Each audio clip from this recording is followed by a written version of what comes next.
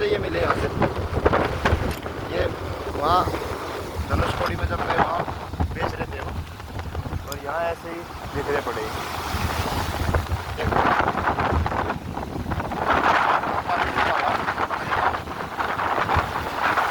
पानी बहुत तेज है। आजा भाई आजा आजा आजा से दिवा दे। अरे यार यह घड़ी गड़बड़ हो गई। कल भी इसमें पानी भर का था, आज फिर भर का। देखो ये पता नहीं क्या है, ये देखो सीप, पता नहीं सीप है क्या है ये यहाँ मिले। अच्छा चलो एक गेम खेलते हैं, जो यहाँ गेम खेलते हैं ना। कौन सा गेम खेला जा? अंगली से नाम लिखो और वो नाम फिर के हो जा, समुद्र के द्वारा वो मिटा दिया जा। मैं यहाँ लिखता हूँ मेरे कॉलेज का नाम, DJ college, COLLEGE, DJ college Baraut बी। अरे यार पूरा तो लिख देता, कोई बात नहीं, दोबारा लिखते हैं। क्या लिखूँगा? यूनिवर्सिटी का नाम C, अब यहाँ लिखूँगा मैं ताकि मीटर नहीं,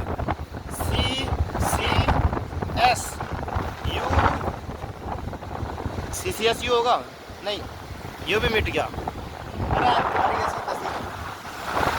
हम यहाँ लिखेंगे बागपत का नाम, BAGHPAT,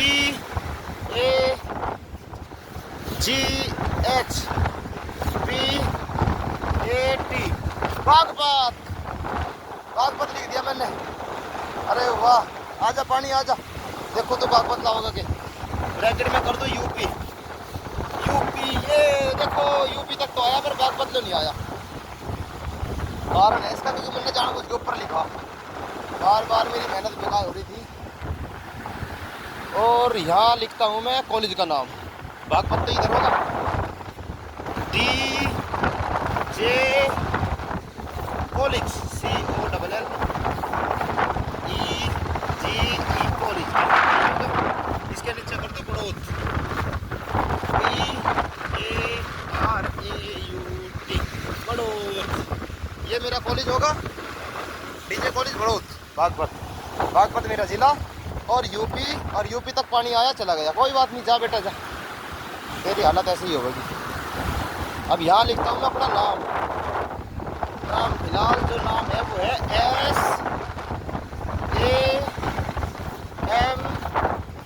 SAMER, समीर। और ये पानी अब बेटे छू के चला गया पर मेरे नाम तक नहीं आया। इसका मतलब नाम में कुछ ताकत है। चेक करते हैं ताकत, नाम की ताकत चेक करूंगा। और ये मिटो दिया भाई रे, ताकत गई पानी में, ताकत होगी खत्म। अबे समंदर के बीच थोड़ी सी तो शर्म कर ले। 2500 किलोमीटर दूर आया मैं तेरे धोरे, 10,000 रुपये फूंक दिए। नाम लिख तू सर, तू भी ढूंढा के क्या मजा आ रहा। अच्छा एक बात देखने की है, जिस टाइम अंग्रेज आए थे उस टाइम सोच कर देखो, ये डेवलपमेंट तो खैर नहीं है जो कि फिलहाल है। मैं सोच रहा था अकेले में कि वास्तव में इसकी मतलब समंदर की ताकत या ये प्रकृति की ताकत बहुत ज़्यादा है। वो इंसान के कंट्रोल में ना तो पहले थी, ना आज है, ना भविष्य में शायद हो सकती। क्योंकि मैं वहाँ पे पत्थर है, उन पत्थर के ऊपर बैठा था चढ़ के, मेरा खेल और इनके ऊपर तो खैर बैठा था। इनके ऊपर इतनी तेज़ हवा चल रही थी कि मैं अपना 50-55 किलो वज़न है मेरे में, अपना वज़न खुद कंट्रोल नहीं कर पा रहा था। टोपी तो मैंने निकाल कर बैग में रख ली, वरना उड़ी जाती हुआ। और मैं किसी भी हाल में अपनी उस टोपी को नहीं उड़ने देना चाहता। तो मेन चीज़ ये है कि जिन अंग्रेज़ों ने उस टाइम उस समुद्र को अपने कब्जे में कर लिया हो, मतलब कब्जे का मतलब जिसने समंदर पे फतेह कर ली हो, तो उसके लिए दुनिया को फतेह करना कोई बड़ी बात नहीं। लेकिन वो फतेह कैसे की? जो आदमी घर से निकलेगा ही नहीं वो क्या फतेह करेगा? मतलब मैं ये कहना चाह रहा, एंसेंट इंडिया में जो भारत में ग्रंथ लिखे गए थे, उन ग्रंथों में ऐसे कुछ नियम कानून का हवाला दिया गया था कि जो आदमी अपना देश छोड़ के बाहर जाएगा, जो आदमी देश के अलावा दूसरे देश में जाएगा या समुद्र पार यात्रा करेगा तो वो जाति से बाहर निकाल दिया जाएगा। धर्म की जाति होती थी, अब भी हो रहा है। धर्म से बाहर निकाल दिया जाएगा, धर्म के साफ भी हो गए और उसे बहिष्कार कर दिया जाएगा उसका। और बहिष्कार होने से क्या हो जाएगा, उसकी जाति छोटी कर दी जाएगी, अछूत बना देंगे उसे, चंडाल बना देंगे। ऐसे ही मतलब बहुत सारी नई नई जातियाँ बनी, कुछ वर्ण संकर शादियों से बनी, मतलब लड़की एक जाति की, लड़का एक जाति का, तो दूसरी जाति बन गई। कुछ कोई समंदर छोड़ कर बाहर चला गया घूमने, किसी यात्रा पे, पढ़ने लिखने खाने पीने, उस जाति से निकाल दिया। महात्मा गांधी को भी जाति से निकाल दिया था जब महात्मा गांधी बाहर पढ़ने के लिए गए थे। अम्बेडकर ने भी बहुत प्रॉब्लम झेल ली। तो कहने का मतलब ये है, जब कोई बाहर जाने का ही नहीं तो फिर वो दुनिया को क्या देखेगा, अच्छे बुरे का क्या मतलब पहचान करेगा। और जब तक वो बाहर जाके नहीं देखेगा उसे कैसे पता लगेगा कि उसके लिए कौन कौन सी अपॉर्चुनिटी है। तो अंग्रेज, अब ऐसे अंग्रेज कोई पागल नहीं थे कि भाई वो 1600 ईस्वी में भारत आए, 1498 में वो आया पुर्तगाल थे वास्को डी गामा। वो दुखी नहीं था, अपने घर थे, अब भाई चलो मैं भारत चलूँ। उन्होंने भारत के बारे में तो लगभग 1500 साल पहले सुन लिया था। यहीं पौंडीचेरी में एक जगह है अरिकमेडू, पता नहीं मैं जा पाऊँगा नहीं, काफ़ी कितनी दूर है वहाँ। तो वहाँ पे जो एक किताब लिखी गई थी बहुत पुरानी, पेरिप्लस ऑफ द एरिथ्रियन सी, और जो जियोग्राफी वगैरह लिखी, टोलमी ने किताब लिखी नेचुरल हिस्ट्री या फिर जियोग्राफी वगैरह की। तो उन किताबों में रोम के साथ जो भारत का एंशिएंट ट्रेड होता था, व्यापार, उन सब का जिक्र है। किस किस चीज़ का व्यापार, अरे रे रे रे रे नाम मिट गया, नाम मिट गया, नाम मिट गया, धोखा, CCS को छोड़कर सारा मिट गया, हे भगवान। तो मेन चीज़ ये है कि बस सारा वर्णन है, कितनी किताब है और कितनी कितने पेड़ पौधे हैं समुद्र के आसपास। तो लेकिन वो 1500 ईस्वी में ही क्यों आई, ये एक मेजर क्वेश्चन है जो इतिहास पढ़ने वाले हैं उनको सबको पता या पता होगा, जो पढ़ते होंगे, पढ़ाने वालों को भी पता। एक्चुअल में 1453 ईस्वी में कुस्तुनतुनिया का पतन हुआ था, डिक्लाइन ऑफ कॉन्स्टेंटिनोपल। मतलब ये कुस्तुनतुनिया क्या चीज़ है भाई, अगर कभी हम नक्शा देखेंगे कहीं का नक्शा, काला सागर का, ब्लैक सी, तो तब समझ में आएगा। तो एक साम्राज्य होता था ओटोमन साम्राज्य, ओटोमन एम्पायर, तो उसने रोमन एम्पायर पर अटैक किया। अटैक का मतलब हमला।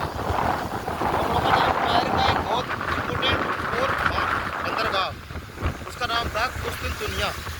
कुस्तुनतुनिया, अरे पैंट भेदी मेरी तेरी ऐसी तसी। समंदर नु कह रहा कि सारी कहानी आज ही बताओगा कि कुछ कल के लिए भी रख ले, तो कह रहा बाहर लिकट, लेकिन मैं लिकटू नहीं, जब कुछ ही हो जाओ। तो कुस्तुनतुनिया जो थी, कुस्तुनतुनिया भाई ताकत बढ़ेगी, देखो समंदर की, गुस्से में आकर दिखे, अब मजा भगा के मान लगा यहाँ। वास्तव में बहुत तेज, बहुत ऊपर पानी उठ रहा, 4-5 फुट तो ऊपर हो रहा, और सुनामी तो नहीं आ रही। और अब पहाड़ों के नीचे लगा भाई, पीछे हो जाओ। वास्तव में 5 फुट ऊपर पानी, मेरी चप्पल ना चली जाए अंदर। चप्पल, चलो भाई चप्पल उठाते हैं पहले, स्टोरी तो बाद में चलती रहेगी, इतिहास खत्म नहीं होगा। मेरी चप्पल खत्म होगी ना, 150 रुपये खत्म हो जाएगी मेरी, और नंगे पाँव आना पड़ेगा। भागो भागो, चप्पल यात्रा, चप्पल ढूंढो, यात्रा कोई चोरी ना करके ले गया हो। अरे भाई रे मेरी चप्पल, 1 मिनट भाई, कुछ दिन तुझे ये कहानी बाद में बता, मैं पहले चप्पल ढूंढ लूँ।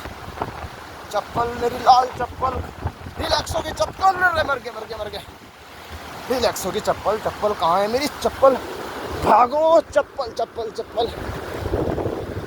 अरे नहीं यार, गलत, चप्पल कैसे कोई उठा लगा, वो तो मैंने वहाँ सूखे में रख रखी, पर डर मेरा सच्चा था भाई। चप्पल में ही मेरे प्राण है फिलहाल। अरे वाह, यहाँ तक पानी आ रहा है, इसका मतलब देखो, दूरदृष्टा उसे कहा जाए जो दूर की सोच कर चले। अरे मैं कितना दूरदृष्टा हूँ, कितनी दूर की सोच कर चल रहा हूँ। मैंने चप्पल देखो कितनी दूर रख रखी, ये समंदर का पानी यहाँ तक, कहाँ तक आ सके, यहाँ तक आ सके। तो मैंने लगभग 15-20 फुट पीछे और धर रखी। देखो ये रही मेरी चप्पल।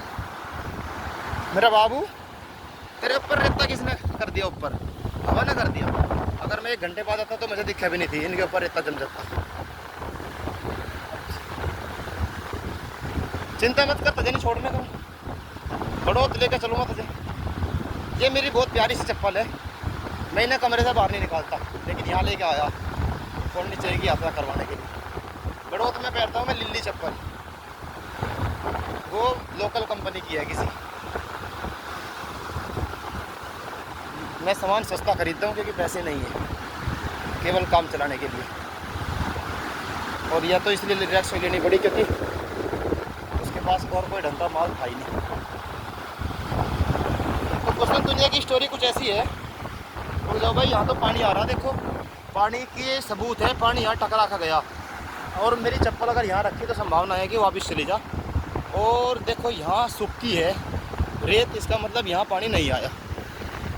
अच्छा एक चीज़ और, तो कुशल दुनिया जो थी उस पर कब्जा कर लिया किसने? ओटोमन साम्राज्य ने। और जब कब्जा कर लिया तो उसके बाद जो रोमन साम्राज्य था उसका डिक्लाइन हुआ। यूरोप की बात है यह। और उसके बाद जो यूरोप वाले थे, चूँकि वो अरब के लोगों से व्यापार करते थे दुनिया बंदरगाह के थ्रू, लेकिन उस पर कब्जा किसका होगा? ओटोमन साम्राज्य का। साम्राज्य के अधिकतर जो वो थे राजा, वो इस्लाम धर्म को फॉलो करते थे, और रोमन और ऑस्ट्रियन वाले वो ईसाई धर्म को फॉलो करते थे अधिकांश। तो फिर ये हुआ, जब व्यापार बंद हो गया यूरोप वालों का, तो उन्होंने सोचा कि अब क्या किया जाए। तब फिर 1453 के बाद 1453 से मतलब वहाँ के जो यात्रा करने वाले थे, यात्री, लेखक थे, या फिर जो नाव बनाने वाले, शिप बनाने वाले थे, राजा था, मतलब उन सब ने सलाह मशवरा किया होगा कि यार व्यापार खत्म होगा, क्या किया जाए, क्या किया जाए।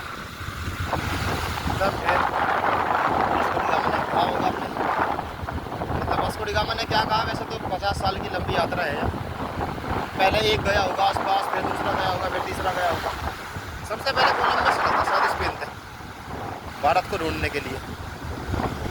वो चाहता था कि सोने की चिड़िया में पहले मैं पहुंच जाऊँ, और बेचारा अमेरिका पहुंच गया।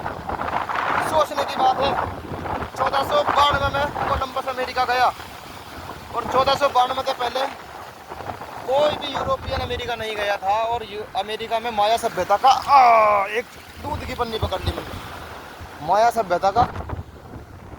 सभ्यता थी, और अमेरिका वालों ने, सॉरी यूरोप वालों ने अमेरिका में 1492 में जाने के बाद माया सभ्यता के लोगों को चुन चुन के मारना शुरू कर दिया।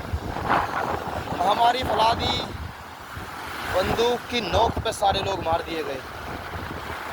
चुन चुन के एक अमेरिका मूल निवासी को मारा गया, उनकी संस्कृति को मिटाया गया, सब कुछ खत्म कर दिया। वो इसलिए किया ताकि उनकी संपत्ति को अपना बना के उस पर राज कर सके।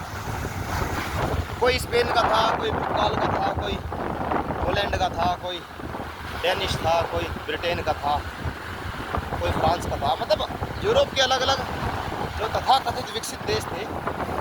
ये जो बात है इंडस्ट्रियल एज की शुरुआत होने से पहले की है। तो वो सब वहाँ पहुँचे औद्योगिक क्रांति से पहले, और सभी लोगों ने चुन चुन के एरिया छांट लिए। शायद वहाँ का राजा इंटर्नशिप पे भेजता होगा उन्हें, अब जाओ भाई। उस टाइम अमेरिका में 13 राज्य होते थे जब अमेरिका आज़ाद हुआ, शायद उस टाइम।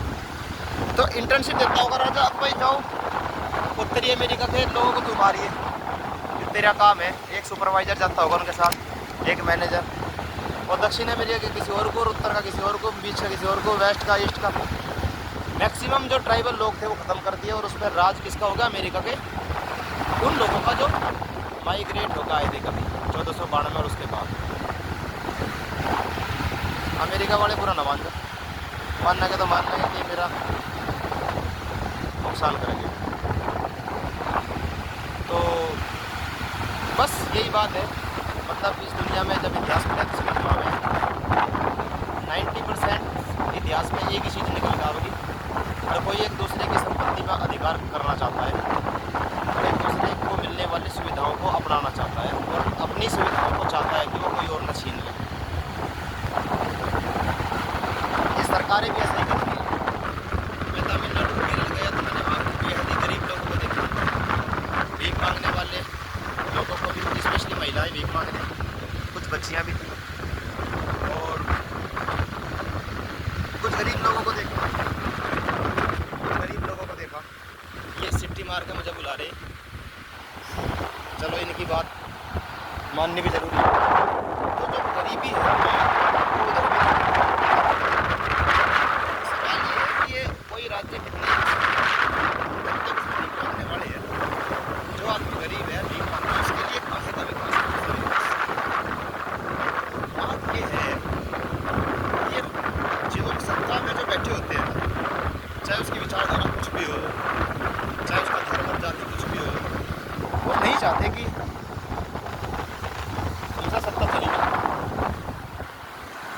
हमसे सत्ता चलेगा।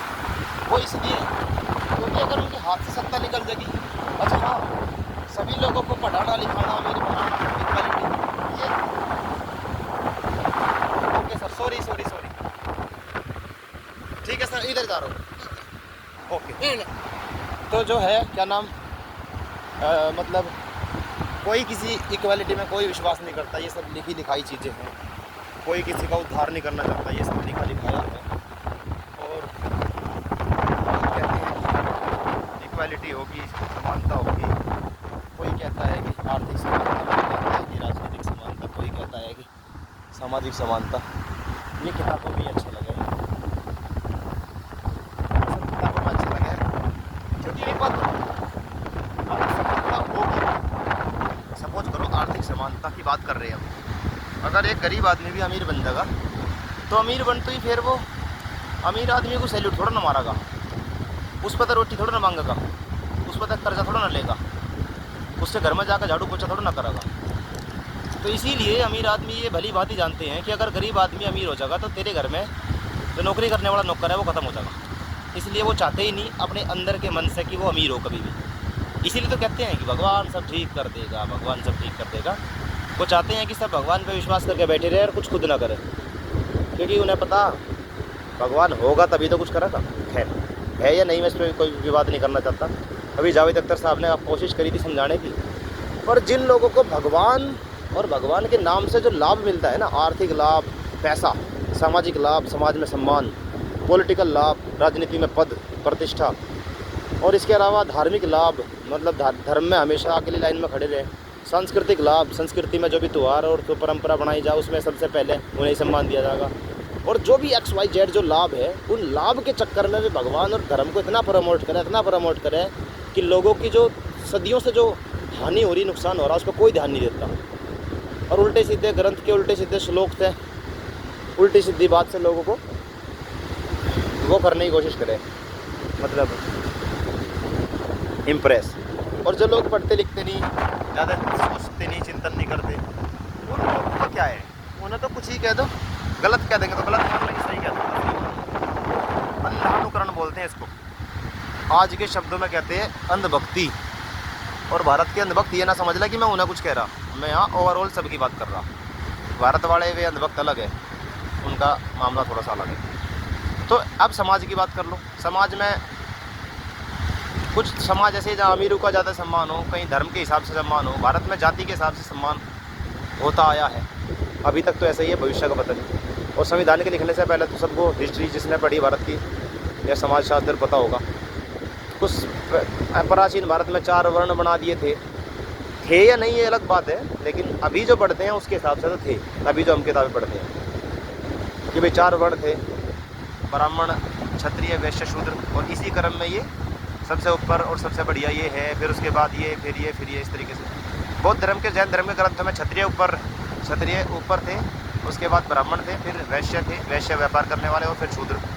और एक 5वां वर्ग बनाया इन्होंने अंत्यज का, अछूत, अनटचेबल, यानी वे इन 4 वर्णों तक बाहर थे।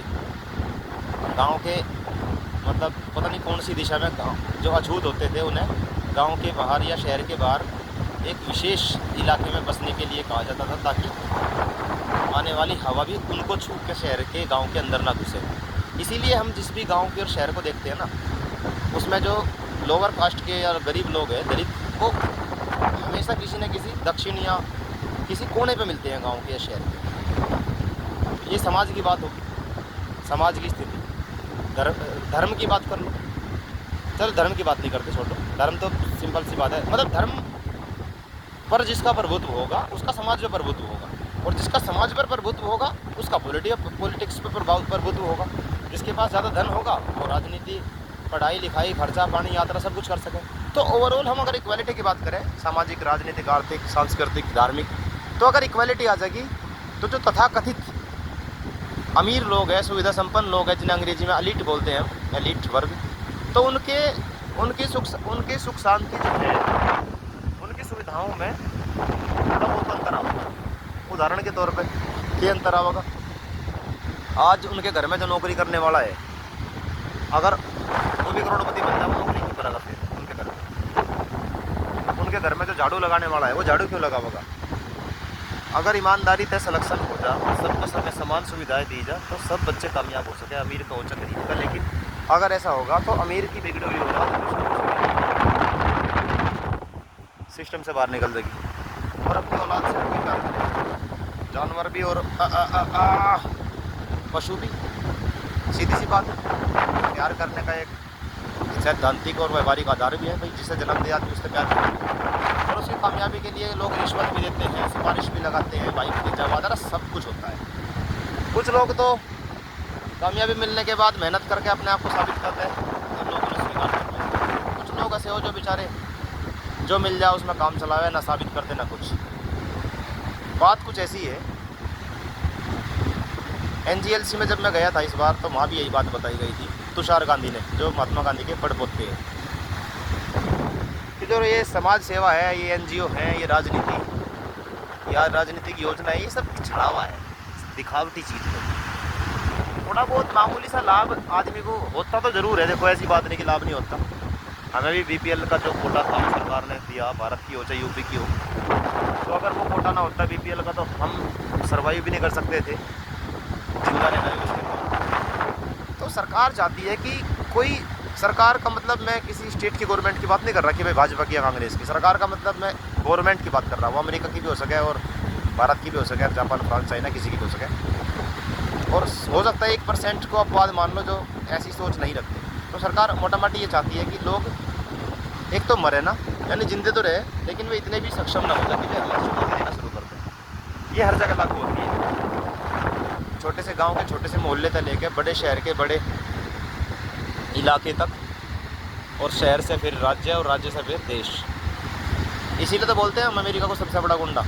अभी देखो क्या किया उसने वेनेजुएला के साथ। ऐसा ही तो होता है, जब चाहो तुम किसी को भी ठोक दो, जब तुम्हारा मन कर रहा तुम ईरान पर हमला करवा दो या कर दो, जब तुम्हारा मन कर रहा तुम क्यूबा पर हमला कर दो, जब तुम्हारा मन कर रहा तुम इराक पर हमला कर दो।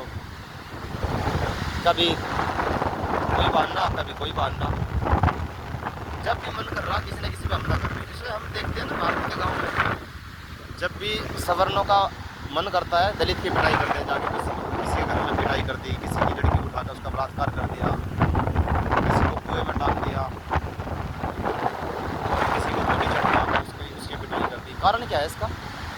क्योंकि वो चाहते हैं एक टेंडेंसी क्रिएट करना, एक परंपरा को बनाए रखना, कि जो एक तथाकथित समाज से बिलोंग करने वाले लोग हैं उन्हें स्पेशल सम्मान दें, बेशक वे उस सम्मान के हकदार ना हो तो भी। सेम यही अमेरिका करता है, जानबूझ के वो देशों को, छोटे मोटे गरीब देश, अशिक्षित देश, उन पर अटैक करता रहे ताकि दूसरे देश उसका सम्मान करते रहे। और अमीर के तो खिलाफ कभी कोई जा ही नहीं सकता, बहुत ही कम चांस है, क्योंकि अमीर सबको चंदा देता है ना, डोनेशन, और उस चंदे में सबकी अर्थव्यवस्था नहीं हुई है, इसलिए कोई खिलाफ नहीं बोलता, सब मजे लेते हैं। गरीब होना ही इस दुनिया की सबसे बड़ा अभिशाप है, बाकी तो बहुत सारी चीज़ें हैं। ये तो आदमी, विकास दिव्य कीर्ति ने कहा था ना, जिसका पेट भरा हुआ है उसे दर्शन शास्त्र की याद आवे, जिसका पेट भर नहीं उसका रोटी की याद आवे, बस दर्शन शास्त्र गया बाढ़ में, जब रोटी रहेगी आई थिंक काफ़ी लंबी हमने बातचीत की। चलना चाहिए ओरोविले के लिए, ओरोविल देखने के लिए। फटाफट निकलता हूँ। और आज ढेर इतना बढ़ गया मेरी चप्पल। आज मैंने ये 3 आइटम यहाँ से उठाए। इन्हें भी रख लो बैग में। ये आम वगैरह तो पता नहीं इसको दिखा सकता हूँ कि मैंने कितना लाया मैंने।